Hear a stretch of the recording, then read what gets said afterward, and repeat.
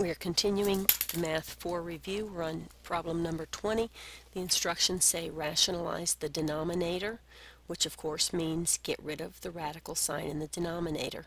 Assume all variables represent positive real numbers. That of course tells us we don't need absolute value signs.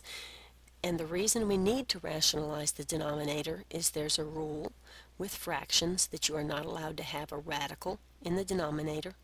You're not allowed to have a fraction under a radical sign. So we have a radical in the denominator on all three of those, so we have to be sure to get rid of it. So in order to figure out what I do to get rid of that square root of 28x in that first denominator, I want to make sure that I factor what's under here so I can see if I can currently take any square roots. Are there any perfect squares under the radical sign?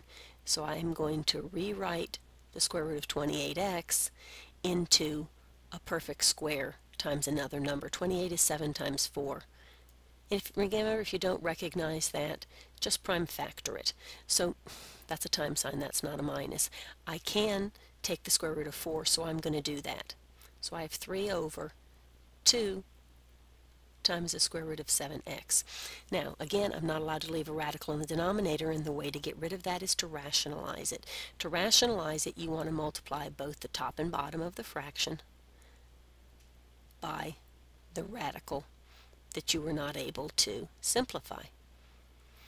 Now, I actually said that a little bit wrong. You want to multiply by what will give you a perfect square in this case, since this is a square root. So I had 1 7 and 1 x. I need 2 7s and 2 x's in order to be able to take the square root of that. So that's what I need to multiply by. The reason I do it on both the top and the bottom is because I can't change the value of my fraction, and if I multiply by the square root of 7x over the square root of 7x, that's really just 1. Any number over itself is 1. So remember, let me restate this since I said it a little wrong to begin with. When I look at what's under the radical sign, I need to figure out what I would need to multiply this by to give me perfect squares, since this is a square root.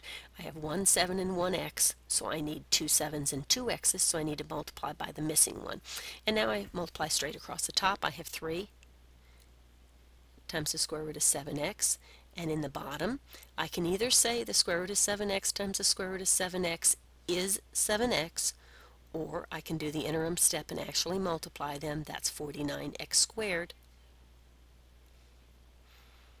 And then take that square root. So I have 3 times the square root of 7x over 2 times 7x, which gives me 3 times the square root of 7x over 14x. Now, is it okay to say 7 goes into 14 2 times and divide those out, or this x goes into this x? The answer to that is of course not, because this 7 is not really 7, it's the square root of 7. You can never divide into a radical.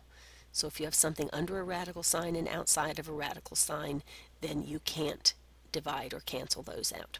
So that's my final answer, because 3 and 14 don't have any like factors.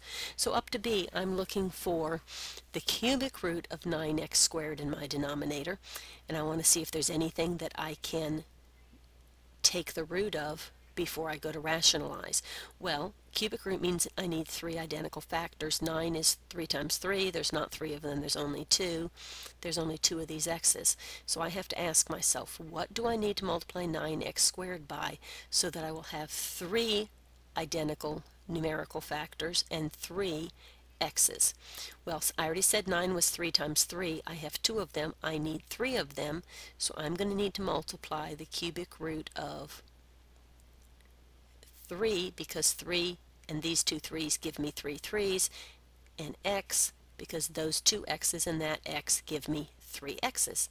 And of course, since I do it on the bottom, I also have to do it on the top, so that I'm only multiplying by 1. So in my numerator now, I have 4 times the cubic root of 3x, and in my denominator, I have the cubic root of 27x cubed, again, this step, if you wanted to, you could just say, I know that I multiplied by what would give me a perfect cubic root, and just write down your cubic root. So I have 4 times the cubic root of 3x over the cubic root of 27 is 3, and the cubic root of x cubed, remember we say 3 divided by 3 is 1, and that's just x to the first power. There's nothing in the numerator that will divide with the denominator because I have a 4 outside and a 3. Those don't have any like factors, and of course I cannot take what's under my radical and divide it with what is not under my radical, so that's my final answer. Coming to C, we have a radical in the denominator that is part of a binomial. The rule for that is to multiply by the conjugate. The conjugate of that is exactly the same numbers, but change the sign. So I'm going to multiply by 3 plus the square root of 11 over 3 plus the square root of 11. So in my numerator, I'm going to multiply that, but I'm not going to actually distribute it in because I might have something at the end that I can cancel, so I don't want to distribute it in. I'm going to just show that I'm multiplying by it. And now in my denominator, if you remember, the whole point of these conjugates is to get rid of my radical sign. So if I foiled them, I would end up, when I did my outer, I would have 3 times the square root of 11. And when I did my inner unfoil, I would have negative 3 times the square root of 11, and a positive 3 root 11 and a negative 3 root 11, of course, would cancel each other out. So the beauty of conjugates is you only need to multiply the first and the last. You don't need to multiply the whole foil. So first is 9, and now I have negative root 11 times positive root 11. That's negative the square root of 121. Take the square root, and that's minus 11. Remember, anytime you multiply two identical radicals, the radical sign goes away. So now my next step is I have 6 times 3 plus the square root of 11 over negative 2. Well, I have a couple issues here. One, I can't have a negative in the denominator. That's not the proper way to write math. And 2 divides into 6, so I can do that division. I'm going to say negative 2 goes into 6 negative 3 times, and that's times 3 plus the square root of 11. Remember, we don't divide into those parentheses, just what's outside the parentheses. So now I'm going to actually do that multiplication. That gives me negative 9 minus 3 times the square root of 11, and that's your final answer.